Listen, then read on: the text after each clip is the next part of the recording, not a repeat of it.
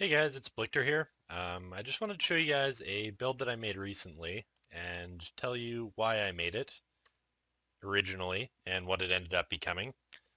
So I made this build to see exactly how bad Fireball is. Fireball gets ripped on a lot. I've never played it. I suspect that nobody's ever played it because it's pretty bad, but I wanted to see if it was viable in any sense to make a Fireball build. And so what I ended up doing was creating a build that scales damage with Indigon. And it ended up becoming more of an Indigon build really than a Fireball build. But it still does use Fireballs, which is pretty cool. So I just wanted to talk to you guys about the core idea of this build. If you haven't seen Indigon before, basically what it does is for every 200 mana you spend, you get a spell damage bonus. And that can scale indefinitely, basically capped by your mana pool, which tends to be the case, and your cast speed. And so I wanted to be casting really quickly and scaling this damage bonus up as fast as possible. I also wanted to, um, yeah, just be casting really quickly and have a huge mana pool, regen really quickly. And so I went with a Pledge of Hands. I got pretty lucky six linking it because this was kind of a dumb project, but I think it took like 200 fusings, which is not bad really. And other than that, all of my gear, aside from a Shavs, I'm also using Shavs because I'm low life just to try and get some damage on Fireball. Um, Only needs to be 5 linked. I'm just using it to run auras in right now. Um, yeah, basically the rest of the gear is mana regen, energy shield, and maximum mana, and a couple stats, some resists. But basically, yeah, I've got Essence crafted tier of mana regen on this, and other than that, it really doesn't need to roll much. Mana, energy shield, same here. This one isn't essence crafted, but mana regen, energy shield. Bit of fire damage is okay for this build. I crafted this myself as well, also essence tier mana regen, um, energy shield, some int. We've got some mana, some energy shields. That's going to be the theme of this build. You're looking for enough strength and dex to equip your gems, but that's pretty much it. If you can't afford Skyforce, I just got these recently. They're nice because they bring your mana reservation costs for 35% reservation auras, namely Discipline and Purity of Elements, down to 49% after the 6% mana reserved reduction. They have movement speed and maximum mana, so they're pretty good. We don't use the power charge on crit at all, as this is a non-crit build. But the reason that I wanted to show you guys this build is because it would work with pretty much any skill gem that is an AOE spell. Um, because all you need to do is tweak this setup in the 6 link. So insert whatever spell you want, throw in an empower, add the penetration gem that's relevant, elemental focus provided it's elemental damage, control destruction provided it's elemental damage. This gem or this gem can really vary depending on what type of a skill it is. I was trying to make fireballs work without LMP, and it was okay. I've got a dying sun going on, and so I could cast 3 fireballs and it felt okay, but if dying sun was ever down, or I guess my flask management isn't really that good, it feels just terrible casting single fireballs. And so I took a bit of a DPS hit to run LMP. It's unfortunate that it's green because it stops me from using other better damage support gems. Obviously, Conk Effect is really, really good, um, being as Fireball has the area tag in it. Some other options that I played around with was using faster casting, which brings me up to about 4 casts a second, which is way too much mana cost. Increased AoE was okay, but really not necessary. This build is played Elementalist Ascendancy, and so you do get Pendulum Destruction for the increased AoE toggling with elemental damage. I'll just give you a brief overview of the skill tree. Pretty much energy shield, mana regen, energy shield, mana regen, energy shield, some area. Healthy mind jewels are used in this build to increase your mana. These nodes in particular give a ton of mana. So this is one of the highest value healthy minds that I could find in the tree. Um, It's a lot. Energy Shield, Mana Regen, Elemental Overload. We're not playing crits, so may as well use that. Mind Over Matter doesn't help us at all, specifically, but it's got some okay mana nodes behind it, so I picked it up. It's probably possible to change that, actually. I need to look into if there's some better pathing.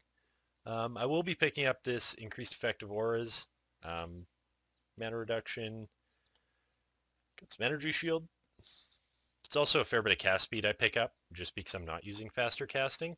So cast speed there, some cast speed, mana regen, energy shield, another healthy mind jewel, Harrier, cast speed, move speed. I don't use a movement skill on this build. Yeah, some more mana reduction. Go to Watcher's Eye. The 14% chance to recover 10% of max mana is what I was looking for here. I happen to be using Purity of Elements because I didn't bother getting super GG gear for a test project, but the Chaos Resist is really nice. Other than that, yeah, Ghost Reaver to synergize with the Elementalist Spell Damage Leech. So as you can kind of see, there is no specific damage types spec'd in the tree, which is why this build is super versatile and you could use effectively any skill with it. Yeah, so that's the gear. As far as flasks, I already covered Dying Sun. It's pretty good. It's really good for clearing trash. Lavianga's Spirit is basically a band-aid for when you cap your mana casts out and need to keep casting to clear some trash. We also have Arcane Surge with some increased duration linked to flammability. This is by no means optimal. I just am pretty excited about it. I'm also only level 82, so I've got a fair bit of skill points to still spend. I'll be picking up some energy shield and some mana, which is pretty shocking at this point, but I'll just give you guys a quick little rip through this T15, give you an idea of what it looks like. Yeah. Hopefully somebody can find some other interesting uses for this. I've been wanting to make a build that min-maxes Indigon since I first played with it because it's pretty cool.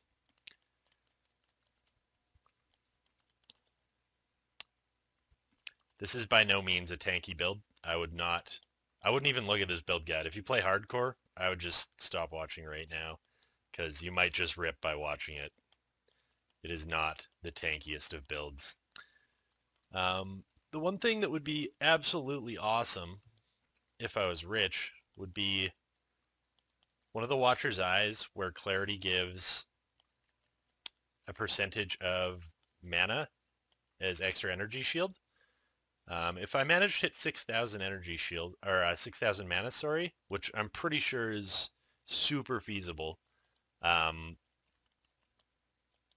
using a perfect one of those Watcher's Eyes would give me 1,080 extra energy shields. Now, I've never used that mod on the Jewel before because it's like 25x minimum with garbage secondary or tertiary rolls, but I'm pretty sure that's 1,000 base energy shield, which would get multiplied out by all of my bonuses. Pretty sure it would end up being somewhere in the realm of like 2,000 to 3,000 extra energy shield, which would be pretty cool to get a little bit more value out of all of our investment into mana, aside from just sweet regen, which as you can tell is pretty good. Suppose I didn't really cover that. My mana regen's really high. I think it's sitting around 700 and some with Arcane Surge up. Yeah, 740. Go up to about 800, maybe 850 once I get a little bit more investment in the tree. Oh yeah, and red beasts, no es bueno for this at all. I'm probably going to die to this stupid snake. Yeah. It's okay. We'll just kite. We'll just keep kiting. I'm also not poison immune on this build yet. I'd like to be through the Pantheon, but my elders spawned on Desert Springs, the map that I need to do to get poison immunity, and I kind of like having them there for farming because I've been doing some Elder and Shaper T16 pit maps, which when you run them double beyond is really cool because the last boss room just continually spawns so much stuff. And so you get a ton of Beyond mobs spawning in there. It's really spicy. Kind of forgot about that, actually. I'll have to upload a video of that soon. At any rate, we killed the stupid red snake. This is a T15 map. And this is not really a finished build. The clear speed on stuff that's not red snakes is pretty good, though. Sorry, maybe not the clear speed, but the kill speed? I don't know. Fireball is pretty bad, can confirm. But, look, I'm doing T15. Cool.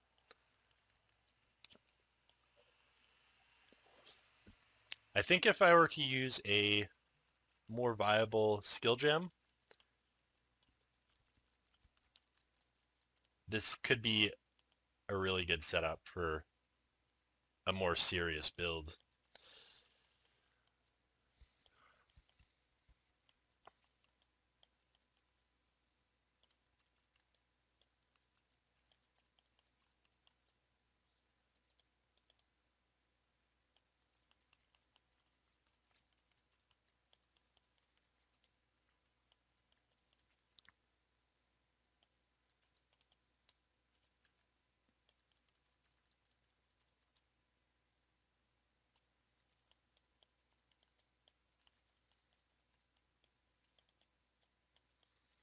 Stream of monsters. Oh, that's pretty cool.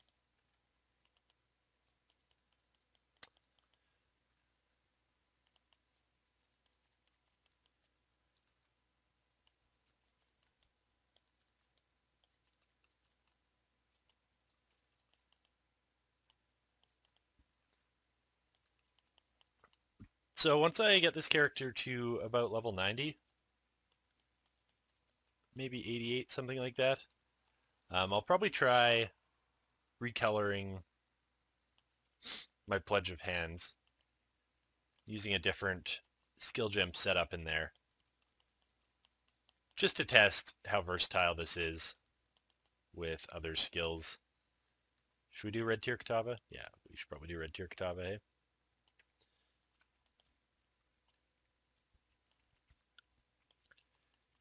Playing Indigon builds, you can always ramp your damage up before stuff is hittable, which is pretty neat. I don't mind that interaction at all. Should probably also use Arcane Surge.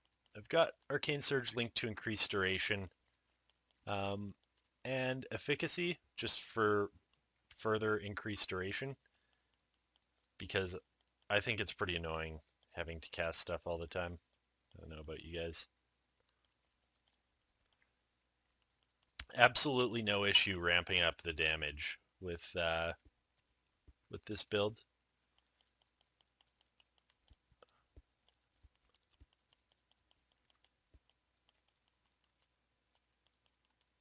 Katava's confused. What's going on?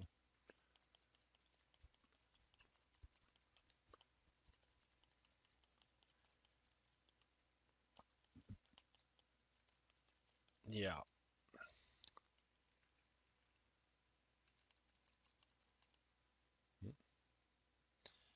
Blicker knows fight timing.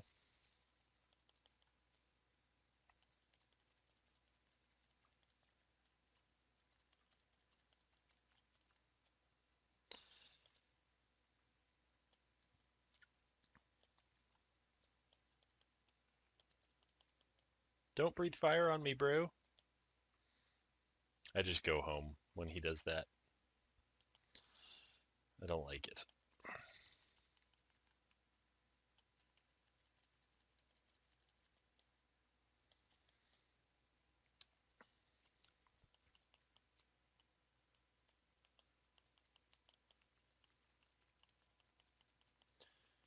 So yeah, by no means is this a boss killer. By no means is it super tanky, as is. But, I don't know, it's pretty cool. I think there's some skills that people would like to play that just maybe otherwise aren't viable. And this makes really terrible skills viable, as evidenced by Fireball. See, it's totally fine. In the 3.3 upcoming expansion, with the Val skill rework, this could be a build. It could be a real build, like a big boy build. Like not top tier, clear speed, super meta shit, but like if I could bust off a Val Fireball every now and then, I think that'd be pretty sweet. Like scale your damage up, Val Fireball. I don't know if it would snapshot your increased spell damage from the time that you cast Val Fireball, or if it would scale dynamically as you were running around lobbing fireballs at everything, but it could be pretty neat. I'll probably buy a Val Fireball gem when this character goes to standard and just test it out, see how it goes. There's 15 monsters left, but I'm pretty cheap, so it's like always, seems like it's always the last 15 mobs that drop maps. All right. At any rate, guys, that's the build. I'll post the talent tree and a link to my character in the description of the video. I hope you guys enjoy this. If you have any feedback on this, it's totally a work in progress. So if you have any suggestions or other skills you'd like to see how they work with this, so that you can save yourself the cost of setting this up just to play around with it, let me know in the comments and I'll give it a rip. I got some currency, a little bit currency. I could buy a skill gem, like 2. I could buy 2 skill gems because Bestiary's dead. But anyways, thanks for watching. See you later.